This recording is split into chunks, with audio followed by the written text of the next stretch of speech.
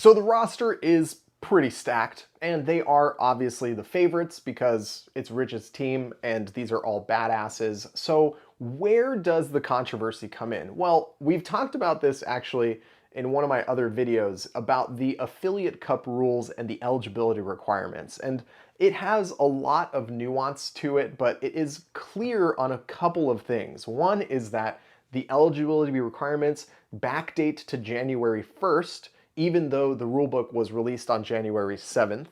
And there are rules requiring someone who is the licensee of record for an affiliate. Basically, the person whose name is on the board with CrossFit about this is the person who owns this affiliate, the owner of this affiliate, the licensee of record, the LOR. There are very specific rules in place that the LOR can't be changed after January 1st in order to allow for that LOR to compete on a team that they weren't a part of before. So the entire affiliate cup eligibility rules are pretty intense. You have to live within 100 miles, which you have to prove by having like your bills or like mailing address proven to CrossFit.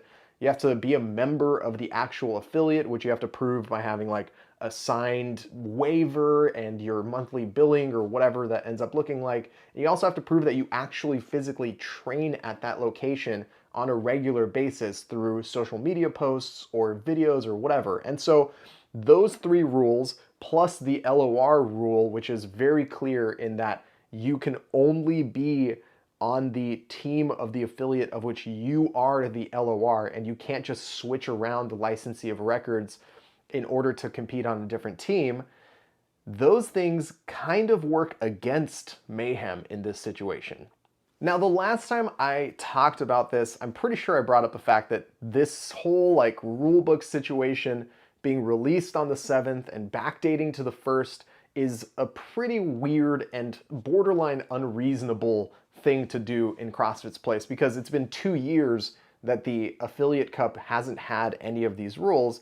And while we knew that they were going to do something like the affiliate cup again, CrossFit is, of course, not communicating with us on a very clear or timely basis. So we didn't really know what the details were going into the rulebook. And having the rulebook sort of backdate and potentially affect the eligibility of athletes who could have pretty easily moved things around without giving them the opportunity to have like a grace period could be seen as unreasonable, and in my opinion would probably be unreasonable on CrossFit's end. However, I actually reached out to CrossFit about this when I first did my rulebook video, like way back when, in the beginning of January, when the rulebook was first released, because that really stood out to me. And I reached out to them and I asked them specifically, how strict are you planning on being with this enforcement, the rule of eligibility begins on January 1st? Because that is a pretty brutal rule to enforce, not just for the Mayhem. It could be brutal for a lot of different teams. And just imagine, for example, your affiliate has multiple locations. Well, you might be just one affiliate brand that has a north location and a south location, and you might want to put together one team, but the eligibility requirements require you to train at that specific location. So you wouldn't be able to sort of switch people around, even though they all pay to the same company, they all do the same programming. If they train at different locations, it could be a problem. And so there are for sure many situations here where a little bit of grace and a little bit of leeway and working with athletes and affiliates would be seen as a positive. But the response that I got back from CrossFit regarding how strict that they were originally planning on being with this rule was, quote, very strict. That said, regardless of what we're looking at here, CrossFit basically has two options. Option number one is to be a massive stickler. And this is going to be honestly, it's probably going to have a big fallout, in my opinion.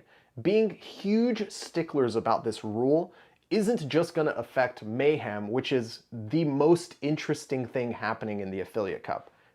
I don't think that's an arguable case. Like, the Affiliate Cup was never interesting to watch because of the bottom 50 affiliate teams that were competing. It was only ever interesting to watch because of like 3 super teams that came together. And if you're wondering whether or not super teams were like a thing before the affiliate rules were disbanded and it just very outright became super teams, they were of course a thing. There hasn't been like a real affiliate based off of those rules that we have available right now. There hasn't been like a real affiliate team that has won the affiliate cup since like 2011.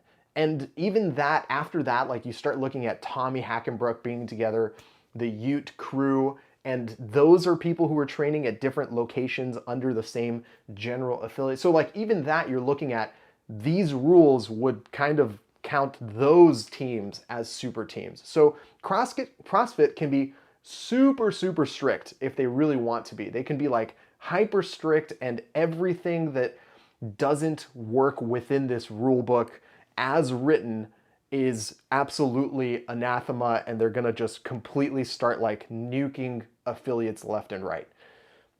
Or they can actually work with people in the community. They can go back and forth and maybe not necessarily have like negotiations or compromises, but allow a little bit of leeway for people who are quite literally just trying to like deal with the rules as they're given, to give them the room to actually do that. This wouldn't be the first time, by the way, that the rulebook was published in one form and then amended later if they decide to make any sort of amendments or be a little bit loose with it. And I actually have a very concrete example for this. If you remember, which you probably don't, which is totally fine, the rulebook was originally released with a list of equipment for the Open that wasn't in line with the equipment list that CrossFit had given us just the week before. CrossFit gave us that like list of 5 things. It's the dumbbell, the bar and plates, the box, the jump rope, somewhere to do pull-ups, right? They told us that's all you're gonna need to do the Open. And then the rule book comes out, and the language in the rule book was actually language from prior years. It included medicine ball, it included rings for muscle-ups, it included concept 2 rower. And I reached out to CrossFit and I said, hey guys, this is really confusing. You gave us a list of 5 items. The rule book has a completely different list. You're not doing yourself any favors here. You should probably update this. And they did. They updated it. To their credit, CrossFit saw that they had made an error in their judgment in publishing a different list in the rulebook versus what they had told us, and they made an adjustment. That's a little bit different from this, but it shows that CrossFit is very fluid with how the rulebook is being applied and what the language in the rulebook can be. And that isn't to say that they're going to completely nix the January 1st thing, but that is to say that even if they tell us, hey, we're going to be very strict with the rulebook, it could still have some room for compromise, for wiggling, for trying to figure things out.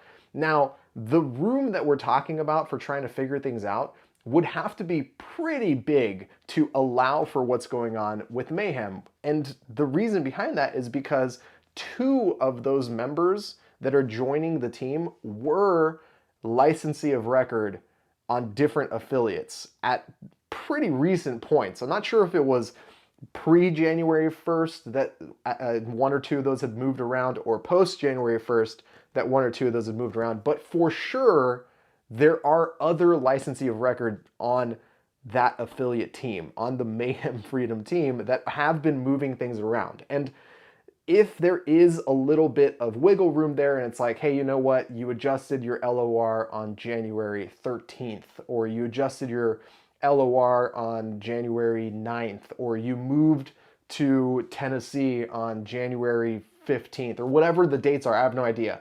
But if they're looking at it as being like super, super strict, none of that is gonna fly. And for some reason, we're basically gonna see like Rich Froning retired by CrossFit. Like that's basically the end result. If CrossFit's like super, super strict with this, there's a chance that they are actively retiring Rich Froning from competition.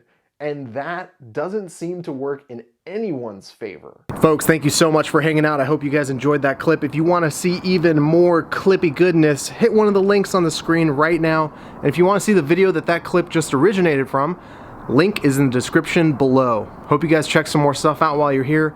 Enjoy. I will see you very, very soon. Take care.